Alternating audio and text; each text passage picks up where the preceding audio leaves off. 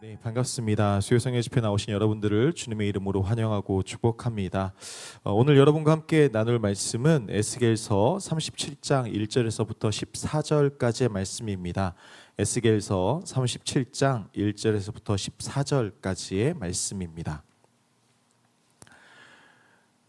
에스겔 37장 1절에서부터 14절까지의 말씀 중 오늘 여러분과 함께 나눌 말씀은, 먼저 읽을 말씀은 1절부터 3절까지의 말씀입니다. 우리 함께 같이 한 목소리로 1절부터 3절까지의 말씀을 같이 읽도록 하겠습니다. 여호와께서 권능으로 내게 임재하시고 그의 영으로 나를 데리고 가서 골짜기 가운데 두셨는데 거기 뼈가 가득하더라. 나를 그 뼈 사방으로 지나가게 하시기로 본즉 그 골짜기 지면에 뼈가 심이 많고 아주 말랐더라. 그가 내게 이르시되 인자야 이 뼈들이 능히 살 수 있겠느냐 하시기로 내가 대답하되 주 여호와여 주께서 아시나이다. 아멘. 네, 오래전에 방영한 드라마이긴 한데 혹시 이태원 클라스라는 드라마를 보신 분 계십니까? 네. 못 보신 분들도 괜찮습니다. 네, 제가 줄거리를 간단하게 말씀드리겠습니다. 이 드라마의 주인공 박세로이라는 청년입니다. 그리고 이 청년은 어려서 아버지를 잃고요, 심지어 누명을 쓰고 감옥에까지 다녀온 청년입니다. 가진 것 하나 없이 밑바닥에서부터 점점 그 삶의 시간들을 보낸 것이죠. 그래서 원양어선도 타러 가고요, 공장도 다니고 막노동도 하면서 그렇게 돈을 모읍니다. 그렇게 모은 돈으로 이태원의 한 골목에 작은 포차 하나를 차리게 되는데요. 그 앞에 갑자기 재벌이 나타나 그 박세로 이 청년이 하는 그 포차를 가로막는 일이 일어납니다. 그 포차가 있는 건물을 통째로 사버리기도 하고요, 방해하고 계속해서 그 포차가 잘 되지 못하도록 짓밟는 모습들이 계속해서 매 회마다 등장하는 드라마였습니다.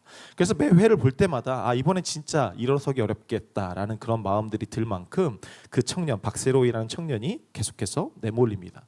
그런데 이상하게도 이 청년이 포기할 법도 한데 포기하지 않고 계속해서 다시 일어나는 거죠. 이제 끝난 것 같고 무너진 것 같은데 어느새 또 다시 일어나서 자신만의 방식으로, 자신만의 경험으로 그 길들을 걸어가는 거예요. 그래서 어쩌면 사람들이 그 드라마에 열광했던 건 그렇게 다시 일어나는 이 박세로이라는 이 캐릭터, 이 청년의 그 모습 때문이 아니었을까 생각을 합니다.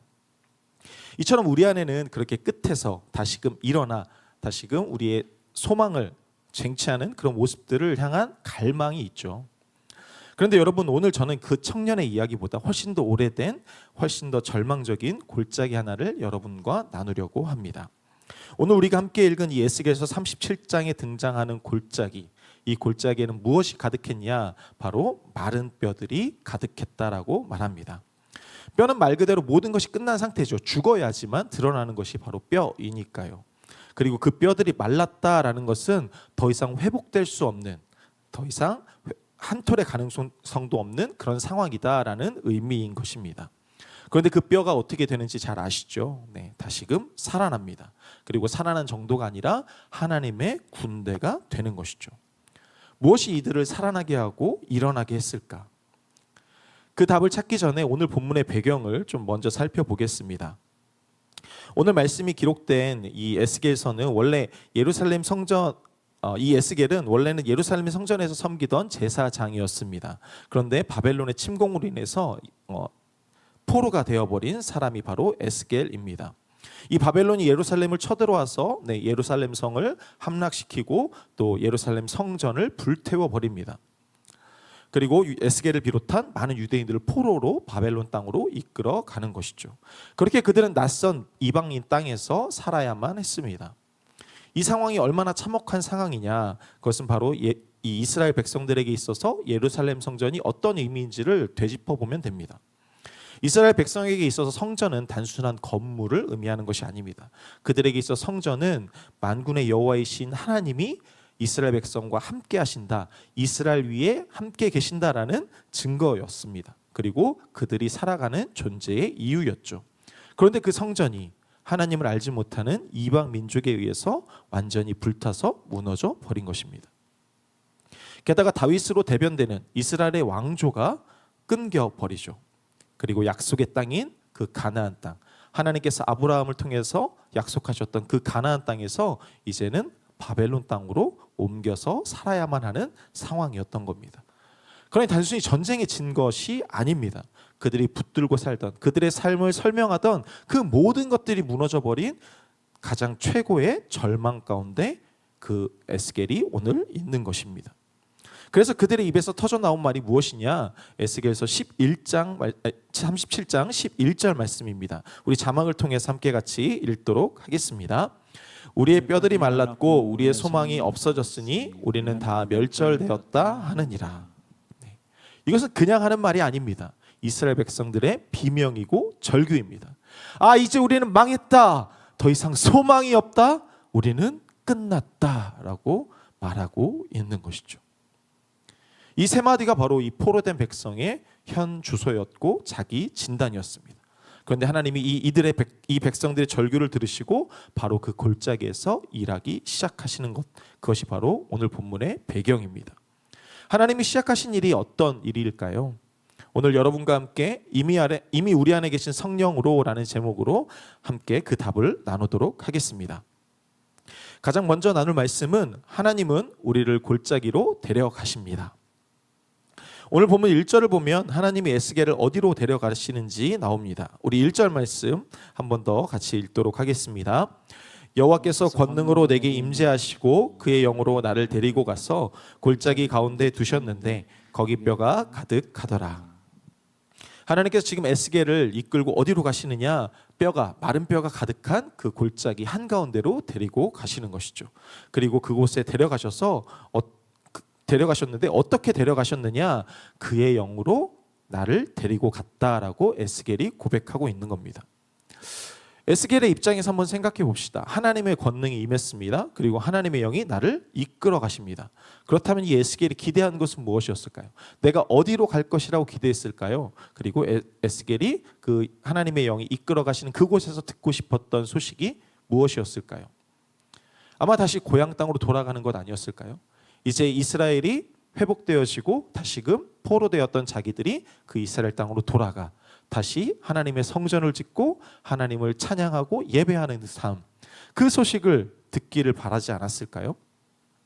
그런데 하나님은 이 에스겔을 어느 곳으로 데려가셨습니까?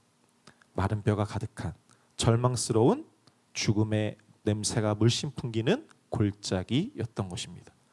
회복을 꿈꾸던 사람을 오히려 죽음의 한복판으로 이끌어 가신 것이죠. 우리도 신앙생활을 하다 보면 하나님이 왜 우리를 꽃길이 아니라 형통한 길이 아니라 골짜기로 데려가는지 의심이 들곤 합니다. 내가 보고 싶지 않은 것, 내가 경험하고 싶지 않은 것을 굳이 보게 하시고 경험하게 하시죠. 그 시간을 지나가게 하시는 거예요. 왜 하나님은 도대체 우리에게 그렇게 하시는 걸까요? 그건 다 이유가 있습니다. 그 이유는 우리를 기도의 자리로 부르기 위함입니다. 우리가 형편이 좋을 때 하나님께 기도합니까? 하나님 앞에 나아갑니까? 아니요. 우리는 굳이 우리의 형편이 좋을 때 하나님께 기도하지 않습니다. 하나님께 나아가지 않습니다. 하지만 우리 앞에 문제가 닥치기 시작할 때, 마른 뼈와 죽음의 골짜기 앞에 서는 그 순간에 우리는 비로소 하나님 앞에 기도하기 시작한다라는 거예요. 하나님 앞에 나아가기 시작한다라는 거죠. 또 다른 이유도 있습니다. 그건 바로 이 눈앞에 있는 마른 뼈가, 이 죽음의 골짜기가 전부가 아님을 알게 하시기 위함이라는 겁니다. 그 마른 뼈들, 그리고 그 죽음의 골짜기 너머에서 일하시는 하나님의 계획을 보게 하시기 위함이다라는 겁니다. 그래서 오늘 본문에서 하나님은 에스겔을 그 마른 뼈가 가득한 죽음의 골짜기로 이끌어 가신 뒤에 곧바로 물으십니다. 이 뼈들이 능히 살 수 있겠느냐라고 말이죠. 우리 눈에 보이는 건 뼈가 전부입니다. 그리고 그 뼈는 너무나도 오래되어서 완전히 말라 비틀어졌습니다. 그 하나님의 질문 앞에 우리가 대답할 수 있는 것, 그것은 무엇이겠습니까? 아니요, 하나님, 끝났습니다. 이건 더 이상 살아날 수 없습니다라는 처절한 현실의 인식이 아닐까요? 그런데 이 에스겔의 대답이 굉장히 의미 있습니다. 에스겔서 37장 3절 말씀을 우리 한번 같이 읽도록 하겠습니다. 그가 내게 이르시되 인자야 이 뼈들이 능히 살 수 있겠느냐 하시기로 내가 대답하되 주 여호와여 주께서 아시나이다. 생각해 보세요. 이 말라 비틀어진 이 뼈들 앞에서 하나님께서 만약에 여러분에게 물으신다면, 이제 이게 살아날 수 있겠느냐라고 하나님이 물으신다면 상식적으로 우리에겐 답이 정해져 있죠. 그런데 에스겔은 주 여호와여 주께서 아십니다라고 대답합니다. 이것은 단순히 내가 회피하거나 그 질문에 대한 대답을 회피하거나 무지의 대답이 아니라는 거예요. 에스겔은 지금 하나님이시라면 이 뼈들도 능히 살리실 수 있는 이심을 제가 압니다. 그러기에 하나님의 말씀을, 하나님의 처분을 기다리겠습니다라는 믿음의 고백이자 순종의 고백으로 주님이 아십니다라고 고백하고 있다라는 것입니다. 그리고 그것이 바로 하나님이 에스겔을 이 골짜기로 이끌어 오신 이유였던 것이죠. 이 절망의 자리에서 하나님은 에스겔에게 물어보시고 또 에스겔이 주께서 아시나이다라고 대답하고 하나님의 일하심을 바라보고 기대하도록, 그리고 기다리도록 하나님께서 에스겔을 이 골짜기로 데려 오셨다는 겁니다. 그렇습니다. 하나님이 우리로 하여금 그 골짜기, 마른 뼈가 가득한 죽음의 골짜기를 걷게 하시는 것, 그 앞에 세우시는 것, 그것은 우리의 눈이 우리의 상황을 바라보는 것이 아니라 하나님, 더 크신 하나님을 바라보게 하기 위함임을 기억하시기 바랍니다. 그렇게 하나님은 우리 가운데 절망을 보여주시는 것이 아니라 너희들의 한계가 여기까지야 라고 우리의 한계를 지어주시는 것이 아니라 그 한계를 넘어서 일하시는 하나님을 소망하고 기대하고 기도하게 하기 위함이다라는 겁니다. 그렇게 오늘 이 밤 그 절망 너머에 하나님의 섭리를 기대하는 저와 여러분 모두가 되기를 간절히 소망합니다. 이어지는 두 번째 메시지는 이것입니다. 우리는 스스로 살 수 없습니다. 에스겔의 대답을 들으신 하나님은 4절에서 이렇게 말씀하십니다. 4절 말씀 우리 함께 같이 읽겠습니다. 또 내게 이르시되 너는 이 모든 뼈에게 대언하여 이르기를 너희 마른 뼈들아 여호와의 말씀을 들을지어다.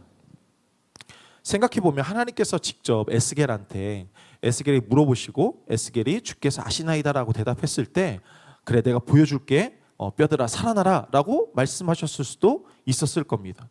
그리고 하나님 그렇게 말씀하셨어도 말씀하시면 당연히 그 뼈가 살아났겠죠. 그런데 오늘 이 4절에서 보면 하나님이 직접 말씀하지 않으십니다. 그리고 에스겔을 통해서 에스겔아 네가 얘기해라 라고 말씀하고 계신 것이죠. 이것을 통해서 우리가 무엇을 깨달아야 합니까? 하나님의 역사는 하나님이 혼자 이루시지 않으신다는 겁니다. 하나님은 그 하나님의 역사의 과정 가운데 우리를 초대하신다는 겁니다. 그리고 우리의 입술을 통해서, 우리의 순종을 통해서, 우리의 헌신을 통해서 하나님의 역사를 보이시고 이루어 가신다는 겁니다. 그런데 여러분, 이 에스겔이 마른 뼈를 향해서 여호와의 말씀을 들으라라고 한 그 선포, 그 외침을 가만히 들여다보면 이 선포가 무엇인지를 우리는 깨달을 수 있습니다. 그것은 바로 이미 하나님께서 이 죽은 것을 살려주실 것을 믿습니다라는 기대가 담겨 있다는 것이죠. 즉 그는, 에스겔은 단순히 하나님께서 말하라 한 것을 그냥 말한 것을 넘어서 그것이 이루어질 것들을 기대하는, 소망하는 기도가 되었다라는 것입니다. 그렇게 에스겔이 하나님의 말씀을 대언하자 그대로 놀라운 일들이 일어납니다. 7절 말씀 우리 함께 또 같이 읽도록 하겠습니다. 이에 내가 명령을 따라 대언하니 대언할 때에 소리가 나고 움직이며 이 뼈 저 뼈가 들어맞아 뼈들이 서로 연결되더라. 한번 상상해 보십시오. 골짜기 가운데 마른 뼈들이 수북히 쌓여 있습니다. 그런데 에스겔이 하나님의 말씀을 대언하자 그 뼈들이 움직이기 시작하는 거예요. 누가 마치 조립하는 것처럼 각자의 위치대로, 원래 있던 위치대로 찾아가 맞물리기 시작하는 거죠. 네. 손목뼈가 팔에 붙고요, 팔이 어깨에 붙고 다리가 몸에 붙게 되는 겁니다. 해골이 갑자기 목에 붙고 그 목이 척추와 연결되는 겁니다. 그렇게 뼈들이 움직이기 시작할 때 그 골짜기에는 그 움직이는 소리로 가득 찼겠죠. 그리고 그 위로 힘줄이 돋아나고 살이 차오르고 가죽이 그 위를 덮었다라고 말합니다.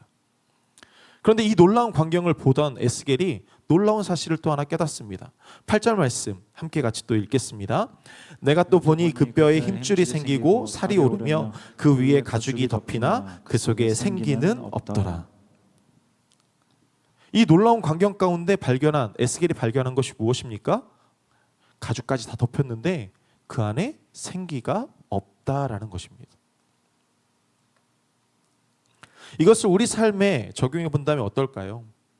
우리 신앙을 한번 되짚어 봅시다. 우리가 예수님을 믿고 교회를 다니고 또 예배에 나오고 헌금도 드리고 신앙의 모양을 하나씩 갖춰와서 지금 이 자리에 있습니다. 근데 그것이 나의 노력으로 되었을까요? 아니요. 믿게 하신 이도 하나님이시고 우리가 그 믿음을 유지하고 자라가게 하신 것도 하나님이시다라는 겁니다. 그것이 하나님의 말씀으로 그 뼈들이 하나하나 움직여서 형체를 이룬 것과 같다라는 것이죠. 그런데 그 안에 중요한 생기가 없다라는 거예요. 이것이 우리 가운데 적용해 본다면 무엇일까? 우리는 우리의 형체, 우리의 신앙의 모습들이 형성된 것에 우리는 만족할 때가 많다라는 거예요. 내가 이만큼 예배 드렸고, 내가 이만큼 헌금 드렸고, 내가 이만큼 내 시간을 들여서 헌신했으니까 나는 신앙이 좋고 나는 이 정도면 훌륭한 사람이야 라고 오해하고 그 자리에 멈춘다라는 거죠. 하지만 그때 그것은 중요한 경고의 사인이 될 수 있다는 겁니다. 우리 안에 생기가 있는지를 점검해야 되는 사인 말입니다. 형체를 다 갖추고도 그 안에 생기가 없으면 그것이 사람입니까? 아니죠. 여전히 그것은 시체에 불과합니다. 그렇게 우리도 오늘 이 자리에서 우리의 신앙은, 우리의 영혼은 그 하나님의 생기로 충만한가? 그 생기가 우리 가운데 임재하고 계신가? 존재하고 있는가를 우리는 점검하고 하나님 앞에 나아가야 한다라는 것입니다.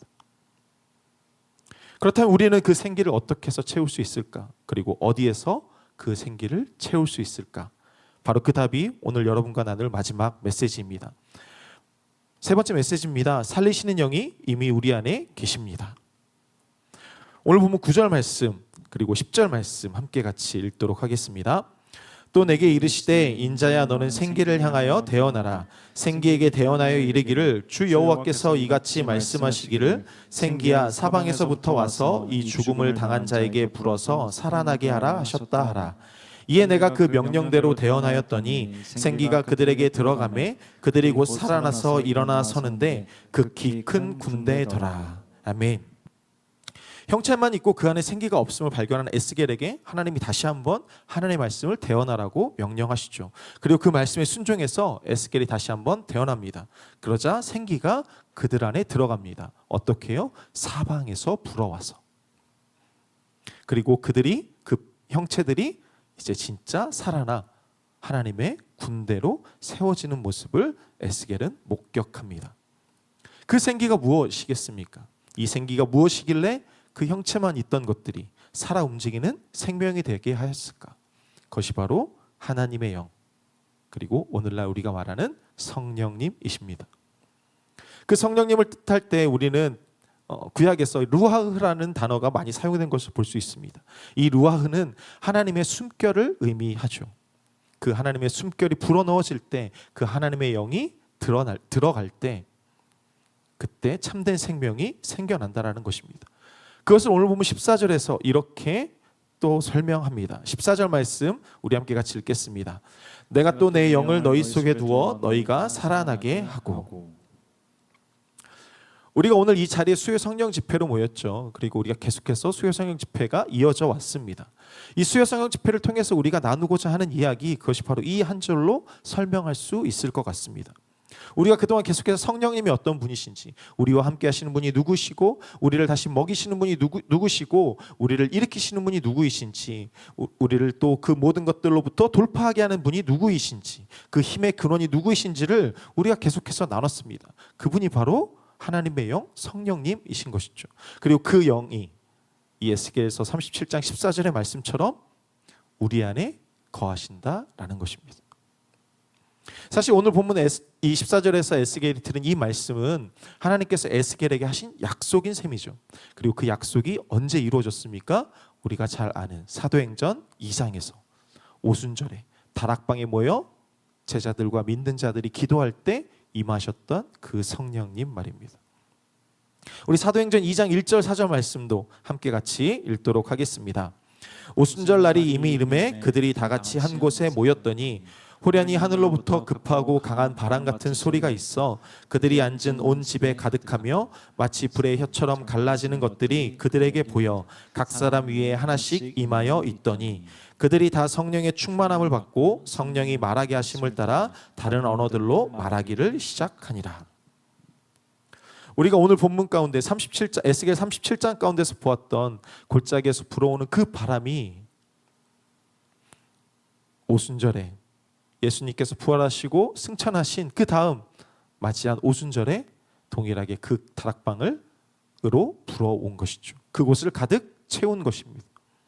마른 뼈들을 가득 채웠던 그 하나님의 영이, 그 생기가 지금 이곳 가운데 사도들이 모여있던, 그리고 예수님을 믿던 그 모든 사람들 가운데 그 집안에 가득 찬 것이죠. 그리고 이때 임하신 그 성령님이 오늘날 우리에게까지도 계속해서 머물고 계신 것입니다. 이것을 로마서 8장 11절에서 이렇게 고백합니다. 로마서 8장 11절 말씀도 우리 함께 같이 읽겠습니다. 그리스도 예수를 죽은 자 가운데서 살리신 이가 너희 안에 거하시는 그의 영으로 말미암아 너희 죽을 몸도 살리시리라. 똑같죠? 너희 안에 거하시는 그의 영, 앞으로 오실 영을 말하는 것이 아닙니다. 이미 우리 안에 거하시는 그 성령님, 그 영으로 말미암아 우리가 다시금 살아나게 될 것이다라고 말하고 있는 것입니다.